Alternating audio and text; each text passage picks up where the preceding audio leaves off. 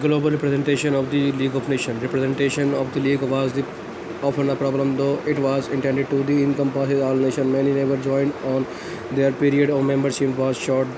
The most conspicuous absence was the United States. President Woodrow Wilson had been a driving force behind the League formation and strongly influenced the form it took, but its U.S. Senate vote not to join on November 1919 Ruth Heng has suggested that had the United States become a member, it would have also provided support to France and Britain, possibly making France feel more secure, and so encourages France and Britain to cooperate more fully regarding Germany, thus making the rise to the power of the Nazi Party less likely. Controversy. Hing acknowledged that if the US had been a member, it's reluctant to engage in a war with the European states and or to enact economic sanctions might have hampered the ability of the to deal with the international incident. The structure of the US federal government might also have made its membership problematic, as its representatives at the League could not have made decisions on behalf of the executive branch without having the prior approval of the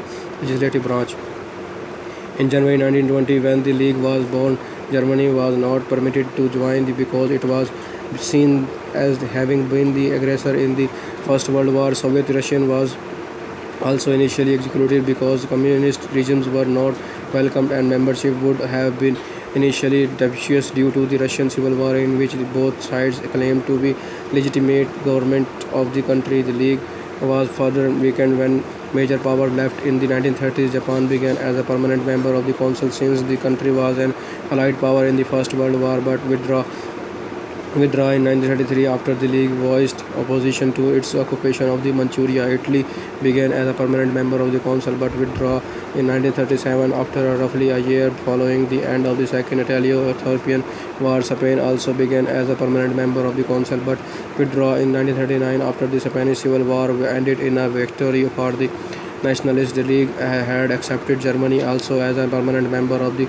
Council in 1926, deeming it a peace-loving country, but Adolf Hitler pulled Germany out when he came to the power in 1933. Collective security.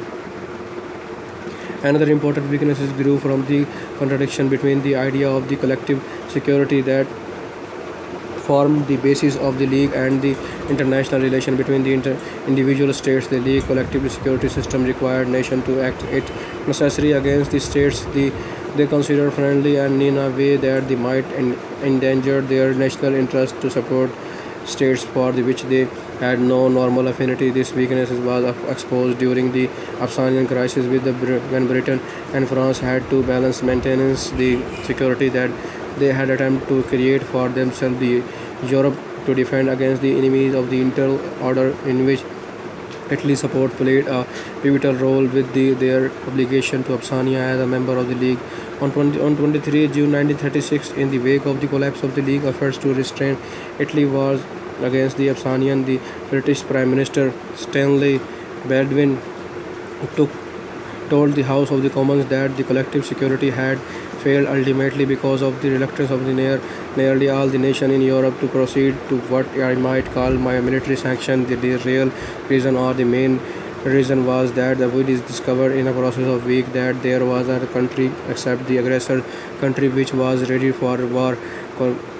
Collective action is to be a reality, not merely a thing to be talked about.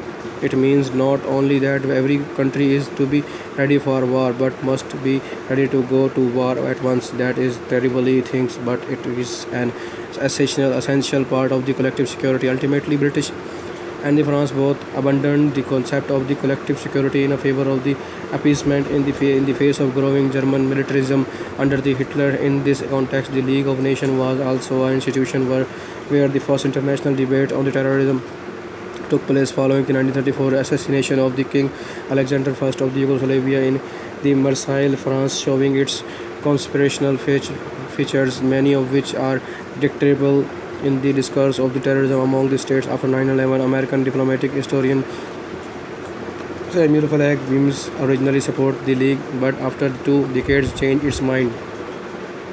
The League of Nations has been a disappointment failure. It has been a failure not Not because the United States did not join it, but because the great power have been unwilling to apply sanctions except where it suited their individual nation interested to do so, and because democracy, on which the originally concept of the League rested for support, has collapsed over half the world.